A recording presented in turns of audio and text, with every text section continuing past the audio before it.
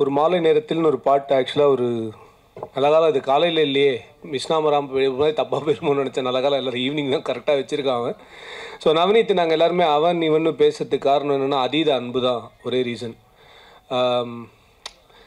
எனக்கு ஆக்சுவலி ரொம்ப I'm very happy. First time அவன் வாழ்க்கையில் அவன் இவ்வளோ பெரிய ஒரு முயற்சியை எடுத்து இவ்வளோ பேர் தன்னுடைய ஒர்க்கை பார்க்கணும் அப்படின்ட்டு அவன் எடுத்திருக்கிற முதல் முயற்சி இது அப்படின்னு நினைக்கிறேன். நவநீத்தை பற்றி சொல்லணும் அப்படின்னா அவன் புலியை கூட பிடிச்சிருவான், பட் புலி வீட்டு வாசலுக்கு வரணும் அப்படின்னு வெயிட் பண்ணுவான் அப்படின்னு தான் நான் எப்பவுமே நினைப்பேன்.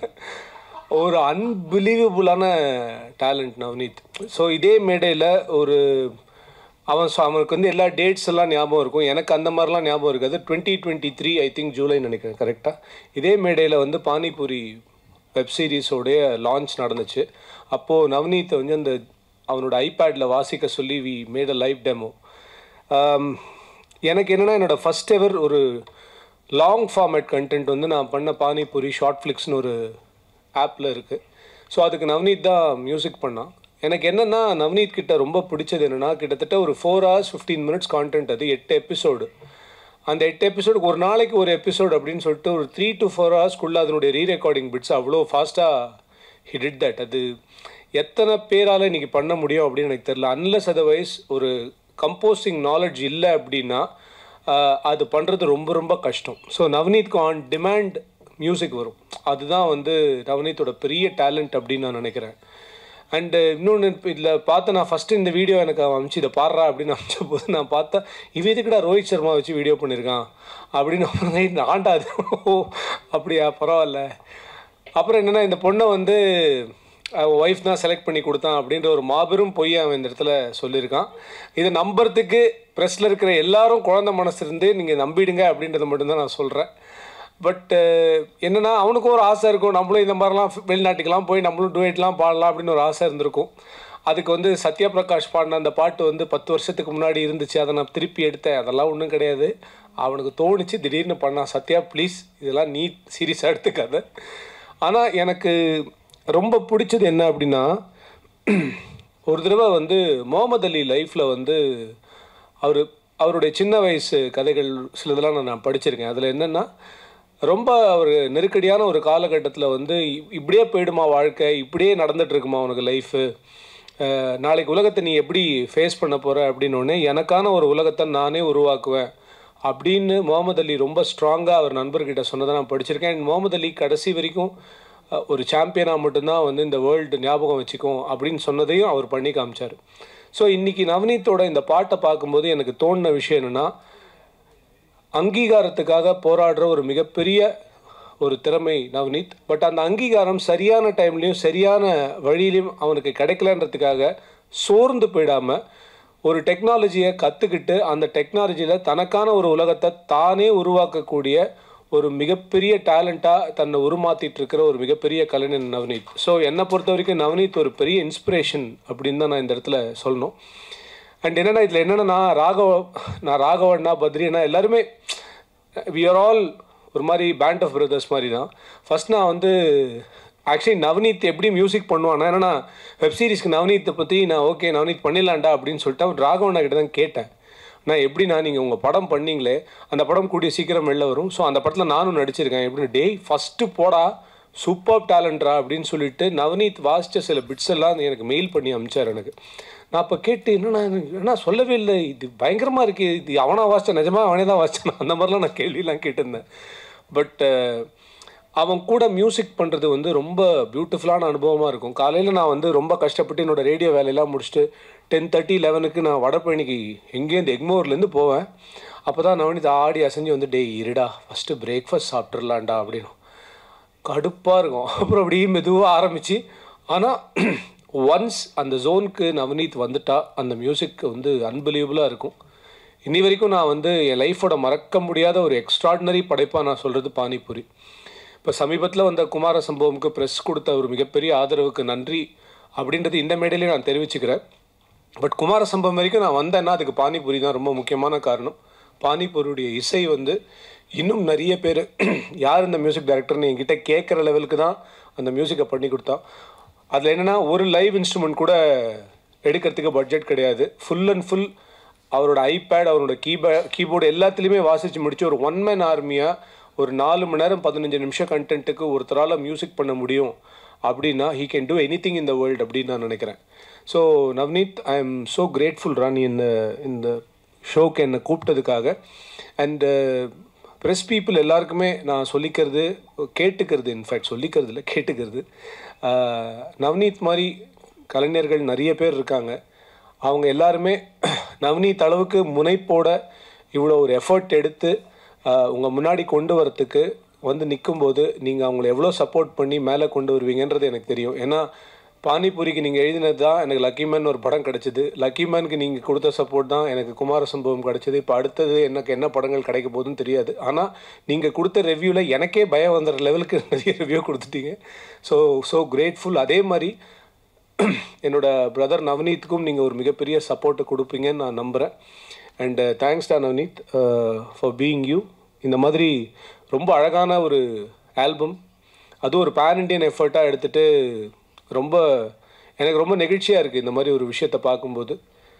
தனக்கான ஒரு விஷயத்தை தானே உருவாக்கிக்கிறதுக்கு ஒருத்தன் போராடும்போது உலகம் அவனுக்கான எல்லாத்தையுமே கொடுக்கும் அப்படின்றத நிறைய எக்ஸாம்பிள் சொல்லி நான் சொல்லிக்கிட்டே போகலாம். நம்மளே பார்த்துருக்கோம், நம்ம லைஃப்லேயே பார்த்துருக்கோம். உனக்கு இது வேணும்னு நினச்சா அது 100% மனசுலேருந்து நினச்சா அது கிடைக்கும் அப்படின்னு எப்பவுமே லா ஆஃப் அட்ராக்ஷன் சொல்லும்.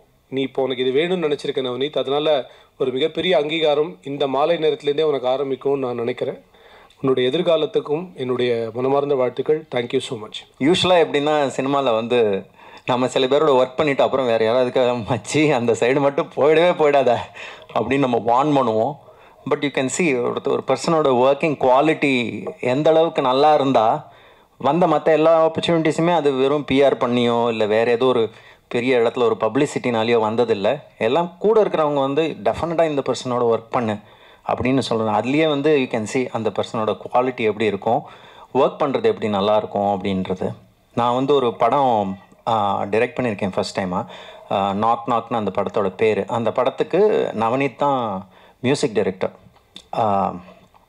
இது வந்து நவநீத் கம்போஸ் பண்ண நிறைய சாம்பிள்ஸ்லாம் எனக்கு ஃபஸ்ட்டு அனுப்பியிருந்தபோது அதை பார்த்த உடனே ஐ was very mind blown.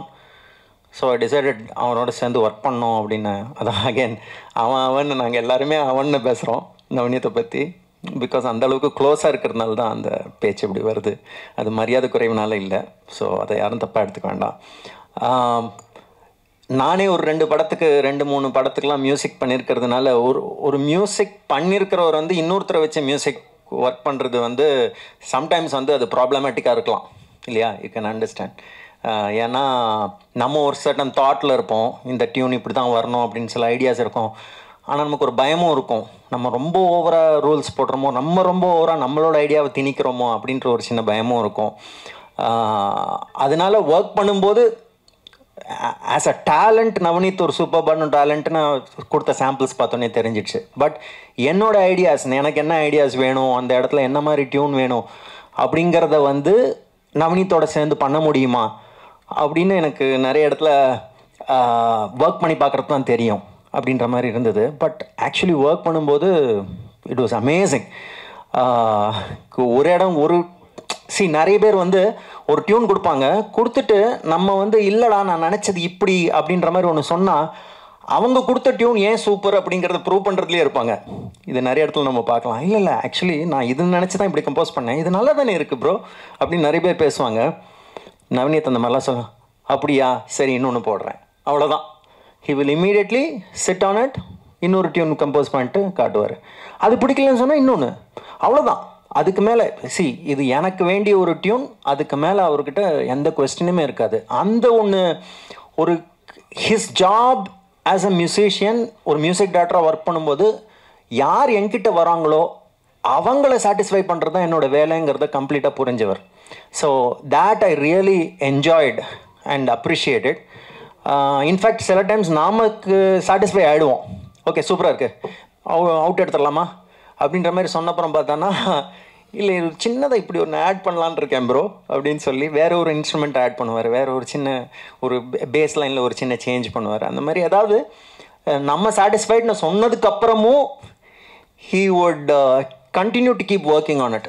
So அந்த விதத்தில் Navneet was a wonderful talent. In fact so good. எங்கள் சேர்ந்து ஒர்க் பண்ணது அவ்வளோ நல்லா இருந்தது. அதனால ஆக்சுவலி சில ஆட்ஸு சில டிவி ஷோஸ் அந்த மாதிரி சிலதுலலாம் நாங்கள் சேர்ந்து மியூசிக் கூட கம்போஸ் பண்ணோம். ஓகே, முன்னாலேருந்தே ஆக்சுவலி அதை ஆரம்பிச்சிட்டோம். ஒன்ஸ் மீட் பண்ணோடனே அதுலேருந்தே நமக்கு தெரிஞ்சிடுச்சு ஒர்க் பண்ணுறது நல்லா இருக்கும்னு. உங்களுக்கெல்லாம் ஞாபகம் இருக்கலாம், ஒரு டிவி ஷோ இருந்தது, ஆர்யாவுக்கு வந்து பொண்ணு தேடுற மாதிரி, எங்கள் வீட்டு மாப்பிள்ளை அப்படின்னு ஒரு ஷோ வந்துச்சு.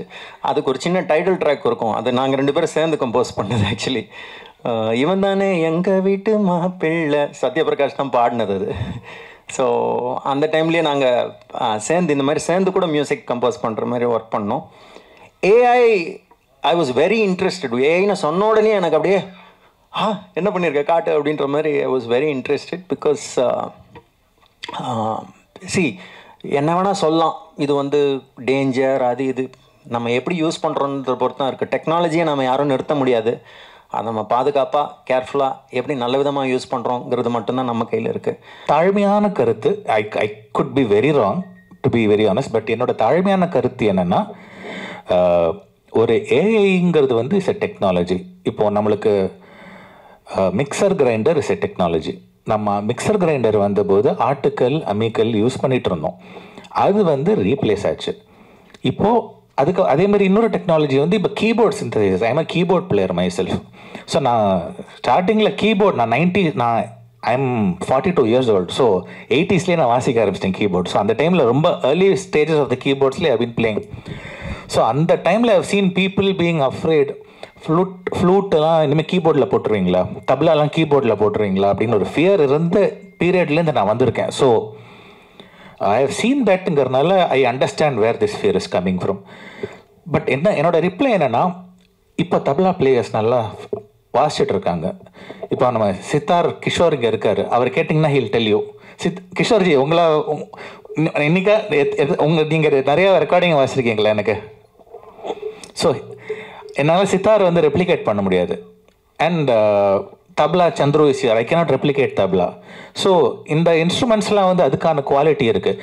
கீபோர்டு என்ன பண்ணிச்சுன்னா, it added one more way of playing it. It added just one more human expression. Tabla வாசிக்க தெரியாதவங்களுக்கு தப்லா வாசிக்க வச்சதுங்கிறது தவிர தப்லிஸ்ட்டை அது வந்து இது பண்ணலை.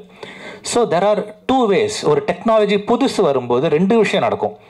ஒன்று, இப்போ மிக்சர் கிரைண்டர் வந்தபோது ஆட்டுக்கள் வந்து யூசேஜ் கம்மி ஆயிடுச்சு, அது ஜென்வின்.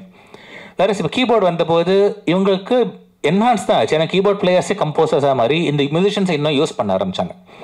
ஸோ என்னன்னா, இப்போ 2 பாசிபிலிட்டி இருக்குது. இப்போ ஏஐ வந்ததுன்னா, ஒன்று it can take away some jobs, but it will also create new jobs. AI வச்சு பண்ணுறவங்க, இப்போ நான் வந்து என்னோட ஒரு ஆர்வக்கோளரில் நான் ஒரு வீடியோ பண்ணியிருக்கேன்னு வச்சுக்கோங்களேன், இதே என்னோட 1000 மடங்கு பெட்டராக பண்ணுற கிரியேட்டர்ஸ் வருவாங்க. they'll do இப்போ நான் music, I am a musician, I'm not a video maker. But நான் வந்து என்னோட பேஷனில் நான் அந்த வீடியோ பண்ணேன். But dedicated video makers will become a profession who use digital art as a medium, who will use AI, who will use a lot of technologies. இப்போ ஒன்றும் இல்லை, இப்போது ஒரு ஃபிலிமில் எடுத்துக்கோங்களேன், ஒரு ஷார்ட் இருக்குது, ஆக்டர் ரியல் ஃபில்ம் ஒரு ஷார்ட் இருக்குது, ஆனால் அங்கே ஒரு டேக் வந்து செட் ஆகலை, ஒரு 3 secondsக்கு அங்கே மாற்றணும்னா அந்த இடத்துக்கு ஏஐ யூஸ் பண்ணிக்கலாம். You can use AI to இந்த ஃப்ரேம்லேருந்து இந்த ஃப்ரேம் எடுத்துகிட்டு இதுக்கு நடுவில் அந்த ஒரு 3 செகண்டுக்கு எனக்கு வந்து பிடிக்கல, அது மட்டும் வேறு மாதிரி எடுக்கணும்னா யூ கேன் ஆக்சுவலி ரீக்ரியேட். அதே கேரக்டர்ஸ் இருக்கும், அதே ஃபேஸ் வச்சு அந்த ஒரு 3 செகண்டுக்கு you can fill up. So you can do multiple takes. திரும்ப அந்த வீடியோ ஜென்ரேட் பண்ணும் until you like it. You can use that footage. இப்படி கூட AI யூஸ் பண்ணும். இது பண்ணுறதுக்கு ஒரு புது ப்ரொஃபஷன் கிரியேட் ஆகும். You know what I'm saying?